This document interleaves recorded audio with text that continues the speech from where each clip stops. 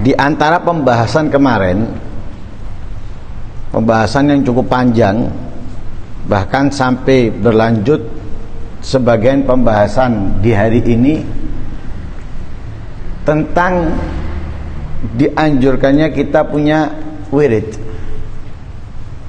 punya rutinitas yang selalu kita lakukan pada saat tertentu dengan jumlah tertentu.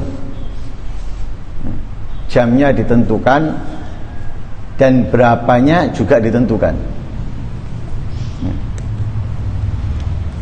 Bisa dari sholat. Nah, sholat itu sholat sunnah. Tapi sholat sunnah ini kita punya wirid sholat sunnah kapan? Kalau kita sudah menjalankan sunnah-sunnah yang ditentukan oleh Rasulullah di waktu-waktu tertentu dengan maksimal.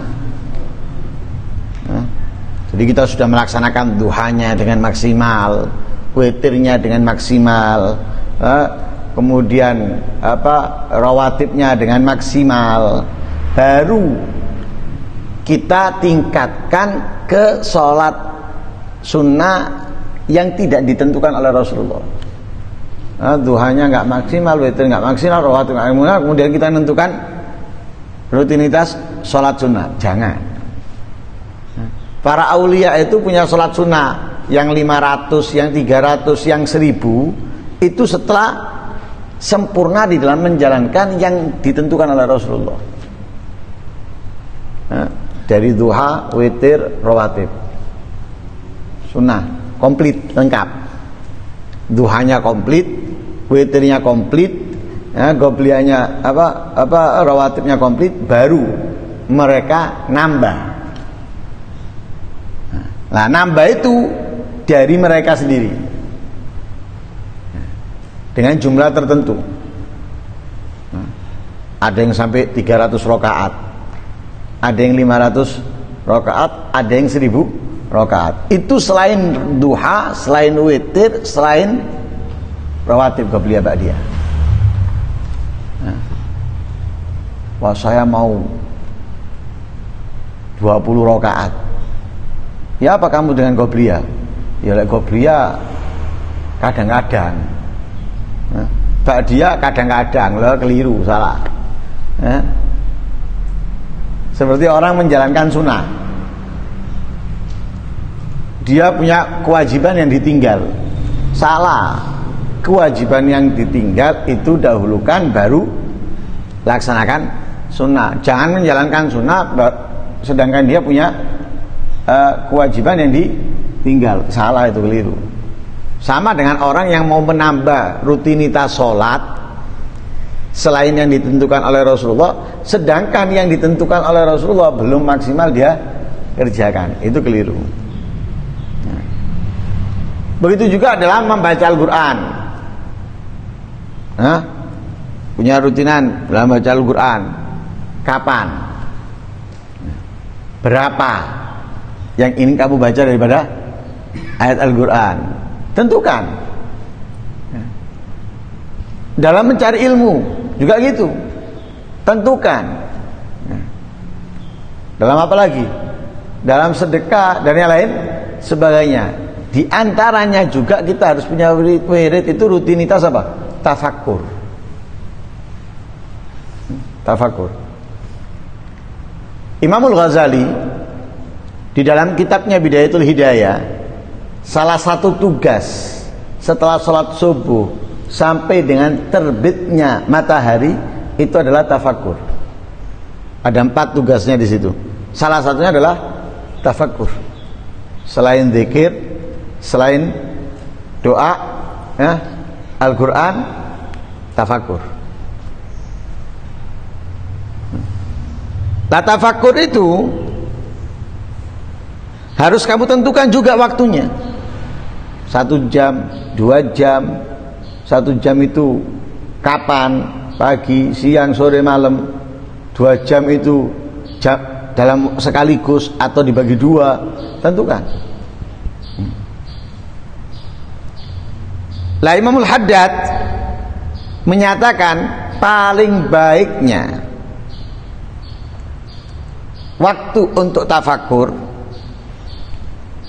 dan paling jernihnya otak, akal, hati kita ya, itu jauful lail, tengah malam. Jadi tengah malam itu paling bagusnya waktu untuk tafakur. Kenapa? Otak kita di situ sedang bagus-bagusnya, dengan fresh-freshnya. Dan lebih apa ya? Lebih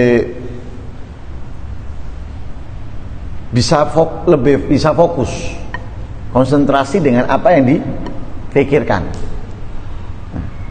Jadi bisa lebih apa ya? Bisa lebih luas, lebih dalam apa yang dipikirkan. Lah kenapa kita diperintahkan untuk tafakur?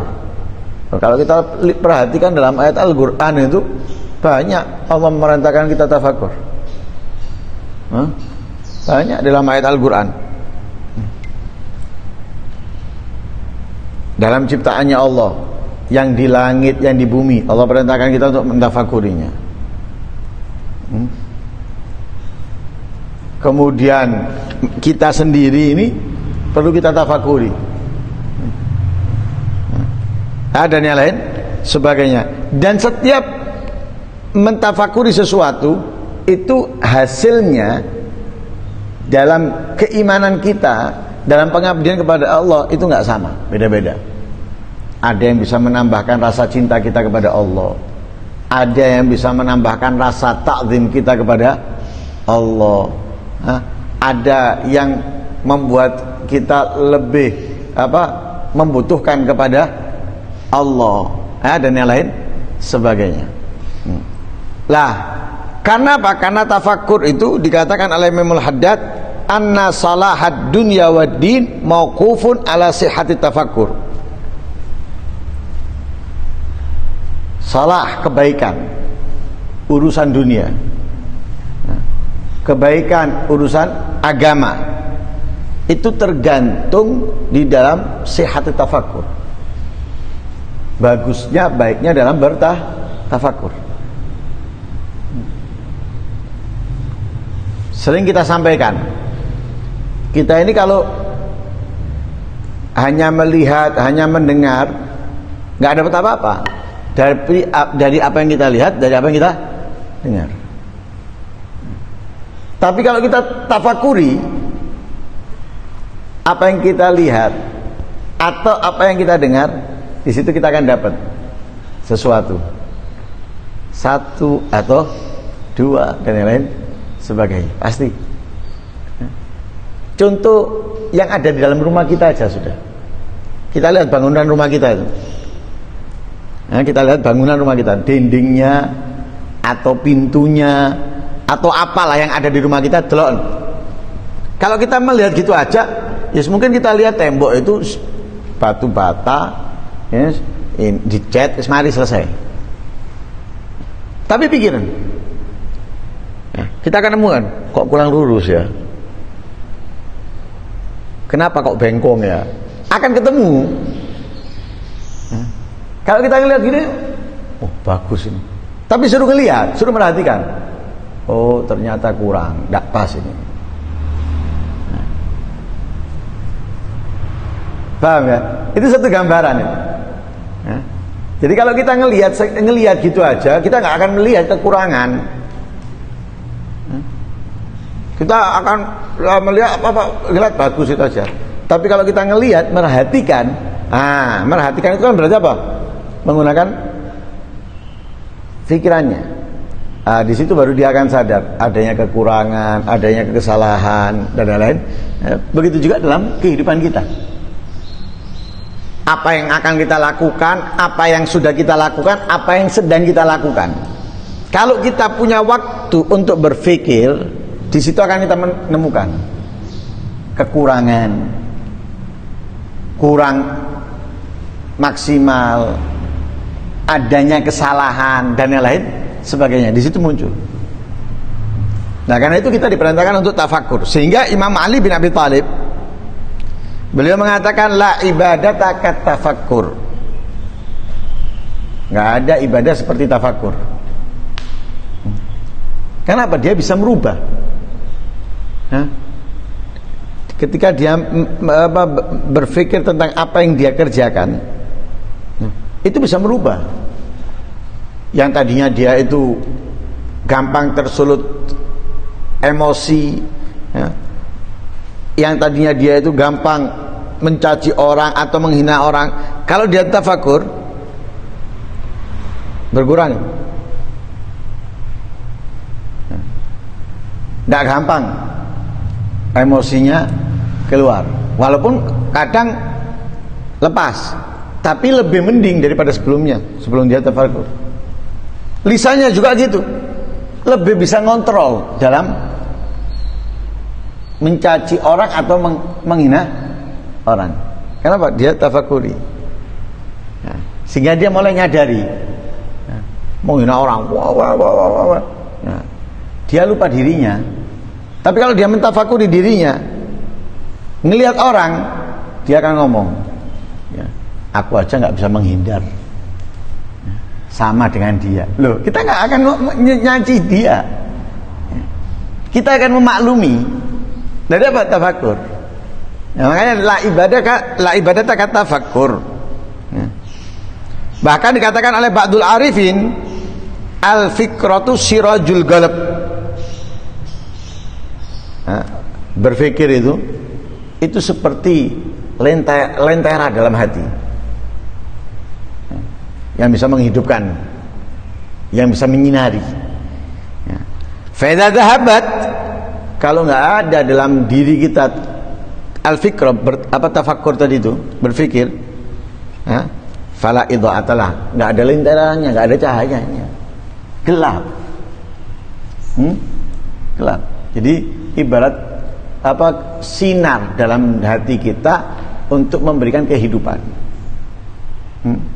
Nah, kalau tidak ada, ya sudah gelap.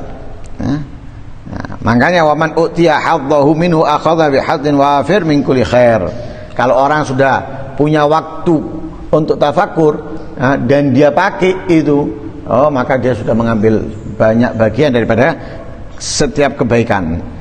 Sehingga Nabi SAW mengatakan at-tafakkur sa'akhir min ibadati sanah. Bertafakur sesaat atau sejam itu lebih baik daripada ibadah 1 tahun. Karena itu kita harus punya waktu tafakur. Para aulia itu punya waktu tafakur. Untuk apa? Untuk mencela dirinya, untuk menyalahkan dirinya, untuk melihat apa yang telah dibuat oleh dirinya dan yang lain sebagainya. Makanya mereka itu terus meningkat kebaikannya, terus membaik, ibadahnya, ketaatannya, muamalahnya, dan yang lain sebagainya. Wallahu a'lam.